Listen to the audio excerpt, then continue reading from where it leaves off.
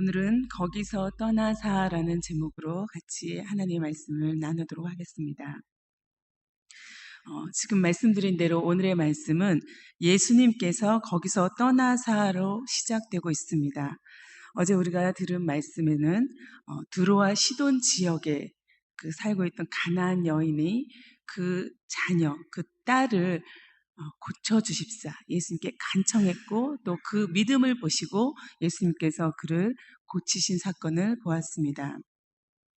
이제 예수님은 거기 두로와 시돈을 떠나서 갈릴리 호숫가로 그 자리를 옮기시게 되었습니다.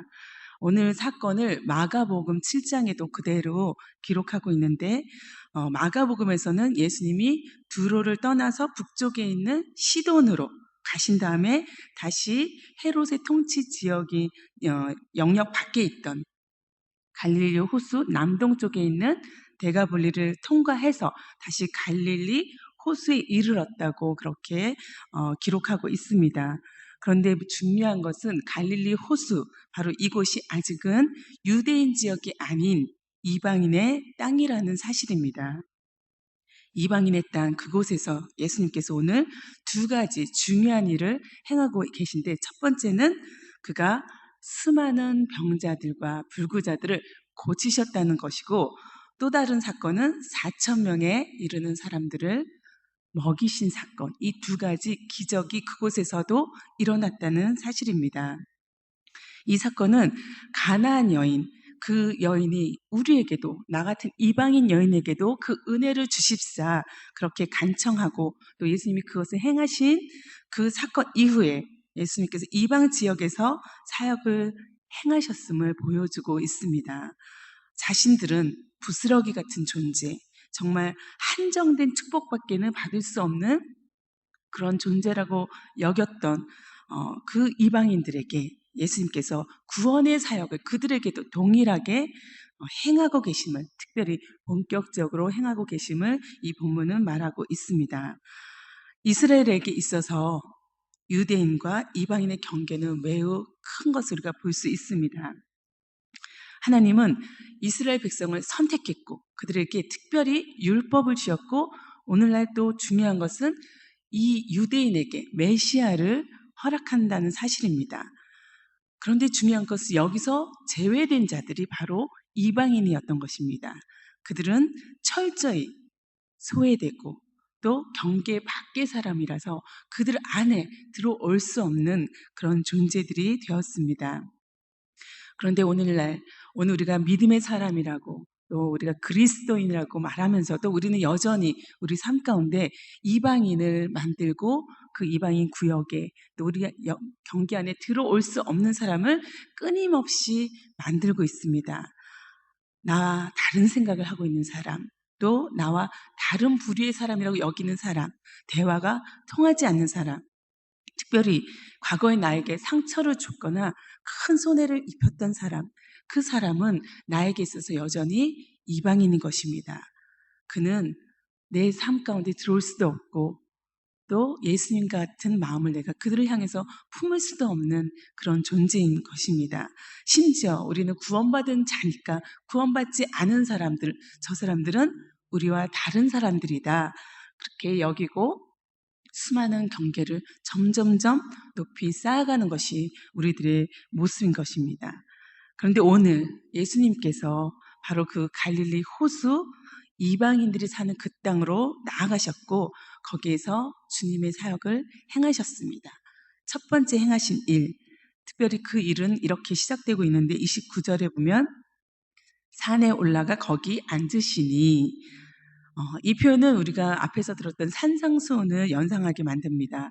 모든 사람들이 다 예수님을 바라볼 수 있도록 예수님이 높은 곳에 앉으신 것입니다. 누구도 다 볼 수 있도록. 그래서 예수님은 산에 앉으셨을 때 수많은 사람들과 눈을 맞추고 또 그들을 바라보고 또 많은 사람들이 예수님을 바라보고 소망을 품도록 했습니다. 그 예수님을 향해서 수많은 사람들이 찾아 나왔습니다. 큰 무리가 나왔다고 기록하고 있는데, 특별히 그 무리들은 다리 저는 사람과 장애인과 맹인과 말 못하는 사람과 기타 여럿을 데리고 와서 예수님 발 앞에 앉혔다라고 기록하고 있습니다. 여기서 앉히다라는 말은요, 사람이나 무거운 물건을 마치 경쟁하듯이 서둘려 그 앞에 내려놓는다는 뜻입니다. 그들을 예수님 앞에 막 데려와서 그 앞에 앉히기를 경쟁하듯이 한 것입니다. 그들은 정말 예수님이 이 사람들을 고쳐주기를 정말 간절히 바라는 마음, 그 뜨거운 사랑을 호소하면서 그들을 그 앞에 앉힌 것입니다. 이 일은 계속해서 반복되었습니다. 앉힌다라는 단어에는 진행형이 포함되어 있는데 바로 그 많은 사람들이 끊임없이 예수님 앞에 와서 앉게 된 것입니다. 이렇게 진지한 그들의 열성 가운데 예수님이 그들을 어떻게 하셨습니까? 이제 예수님은 그들을 고쳐주셨습니다. 유대인들에게 했던 것처럼 이방인들도 고쳐주셨습니다. 30절에 말 못하는 사람이 말하고 장애인이 온전하게 되고 다리 저는 사람이 걸으며 맹인이 보게 되었다고 기록하고 있습니다. 이 이야기는 이사야 선지자가 35장에 기록된 대로 절뚝발이, 불구자, 소경, 벙어리가 나음을 입게 된다는 그 말씀이 성취되는 예언의 성취이면서 또 이방의 땅 갈릴리의 흑암에 앉은 백성들이 큰 빛을 볼 것이다 라는 그 예언이 또한 성취되고 있는 자리입니다. 이렇듯 예수님은 경계 없이 유대인과 이방인의 경계 없이 그들에게 고치시는 그 역사, 그 사역을 오늘 행하고 계십니다. 예수님에게는 이방인들도 사랑의 대상이고 구원의 대상이고 또 그들을 어떠한 경계를 두어서 그 구원에 이르지 못하게 하는 그런 일은 없어야 하는 그런 일입니다. 예수님은 어떠한 편견과 편애도 없이 그들에게 고치시는 역사를 행하셨습니다. 그러니 우리가 예수님을 따르는 그리스도인이고 또 그 예수님을 믿는 사람으로서 그를 따르는 것은 너무도 분명하고 합당한 일입니다. 예수님을 거스르는 일, 또 반대하는 일은 우리 안에 있어서는 안 될 것입니다. 그것은 내가 그리스도인이 아니라는 증거이고 주님이 여전히 나의 주님이 아니라는 뜻입니다. 내 경계를 허물 생각이 없고 바꿀 생각이 없다면, 그 고집을 계속한다면 그것은 우리가 예수님의 사람이라고 말할 수 없는 것이죠. 이때 무리의 반응들이 어떠합니까? 31절에 보면 무리가 예수님께서 그들을 고치시는 장면을 보고 놀랐다고 기록하고 있습니다. 놀라운 일이죠. 그런데 거기서 나아가서 이스라엘의 하나님께 영광을 돌리고 있다고 기록하고 있습니다. 자신들의 하나님은 아니죠. 아직 이스라엘의 하나님, 그 유대인들의 하나님, 그 하나님께 영광을 돌리고 있는 것입니다. 이 표현은 다시 유대인들을 놀라게 하는 그런 표현이 되었습니다. 유대인들도 예수님이 행하신 그 기적을 보았고 참 많이 놀랐습니다. 이스라엘의 하나님께 영광을 또 돌린 적도 있습니다. 그러나 대부분은 예수님의 이 권능이 어디서 왔을까? 바알세불로부터 온 것이 아닐까라고 불신앙하지 않았으면 또 그 사실을 하나님에게로부터 온 것을 알면서도 부인하려고 했던 것이 이스라엘의 모습이었습니다. 그런데 오늘 이방인들이 오히려 이스라엘의 하나님께 영광을 돌리고 있다는 것은 그분이 이 일을 행하셨음을 고백하고 있다는 사실입니다. 그들이 이 고백을 하는 것을 보고 유대인들이 오히려 놀랐을 것입니다. 이제 예수님은 그들의 몸을 고치신 이후에 그들을 또다시 먹이고자 했습니다. 왜냐하면 그들은 이제 예수님과 함께 거한 지 벌써 사흘이나 되었고 가져온 음식은 다 바닥에 놨고 배고픈 상태가 되었기 때문입니다. 예수님은 그러한 그들을 오늘 불쌍히 여겼다고 성경은 기록하고 있습니다. 불쌍히 여기다, 이것은 어제의 사건에 이어진 연결된 표현처럼 느껴집니다. 가나안 여인이 불쌍히 여겨달라고 그렇게 간청했던 것을 우리가 들었습니다. 그런데 예수님은 오늘 불쌍히 여기사 내가 무리를 불쌍히 여기노라 라는 표현을 그대로 사용하고 있습니다. 예수님은 그들을 불쌍히 여겨 나아가 그들을 먹이고자 한 것입니다. 여기서 불쌍히 여기다라는 말은 내장이나 심장과 같은 단어에서 나온 그런 표현입니다. 정말 내 속에서 내 심장이 정말 아픈 것처럼 그 깊숙한 곳에서부터 표출된 사랑과 또 긍휼의 마음이 바로 불쌍히 여기는 것입니다. 그 마음에서 예수님은 출발해서 그것이 원인이 되어서 우리를 구원하시기로 또 우리 안에 있는 모든 문제를 해결하시기로 하신 것입니다. 그래서 예수님은 그들을 굶겨 보낼 수가 없었고 또 그들이 길에서 기진할까 봐 걱정하는 그런 모습을 부모가 자녀를 걱정하듯 그렇게 걱정하는 모습을 우리에게 보여주고 있습니다. 그리고 예수님은 오히려 제자들에게 먹을 만한 것을 구합니다.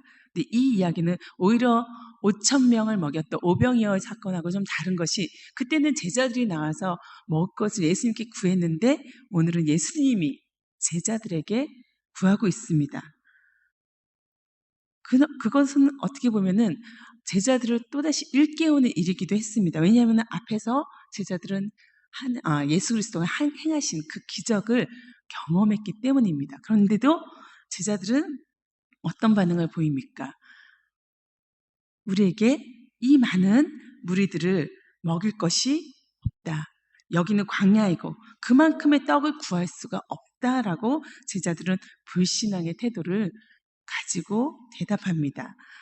이 고질적인 불신앙의 모습, 예수님이 행하신 권능과 그 일을 보았음에도 불구하고 여전히 외면하는 모습을 예수님은 참 답답한 심정으로 보았을 것입니다. 그런데도 예수님은 대신에 책망 대신에 너에게 떡이 몇 개 있냐라고 오히려 묻고 있습니다.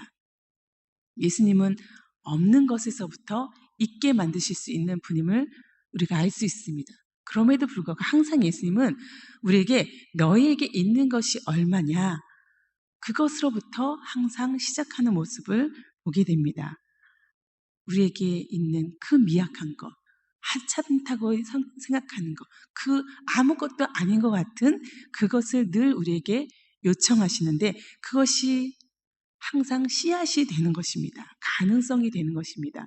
거기서부터 예수님은 그것을 통하여 일하시는 것을 보게 됩니다. 제자들은 우리가 7개 정도의 생선과 떡 두어 덩이 그 정도밖에 없습니다. 라고 내어놓았고 예수님은 이제 거기다가 축사하시고 떼어서 제자들에게 무리들에게 동일하게 나눠주도록 하셨습니다. 우리가 어떻게 되었는지 잘 알고 있죠. 모두들 배불리 먹었습니다. 만족한 만큼 넉넉히 먹고 남았습니다. 오병이어에서는 12바구니가 남았는데 여기서는 7 광주리가 남았습니다. 이 음식을 먹은 사람들은 어린아이와 여자들을 빼고 4,000명이나 되는 큰 무리가 먹었습니다.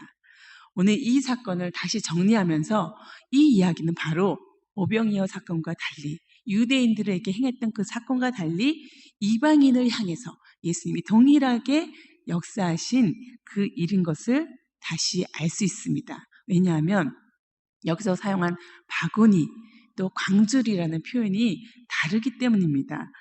오병이어에서 썼던 바구니라는 단어는 이스라엘 사람들이 유대인 지역이 아닌 이방인 지역에 갈 때 그 이방인들의 음식을 먹지 않기 위해서 그들이 음식이나 여러 가지 담아가지고 다녔던 바구니, 그것을 의미하는 단어인 반면에 광주리는 이방인들이 자신들의 물고기나 과일을 담는 데 쓰는 갈대로 만든 그런 큰 그릇을 말한다고 합니다.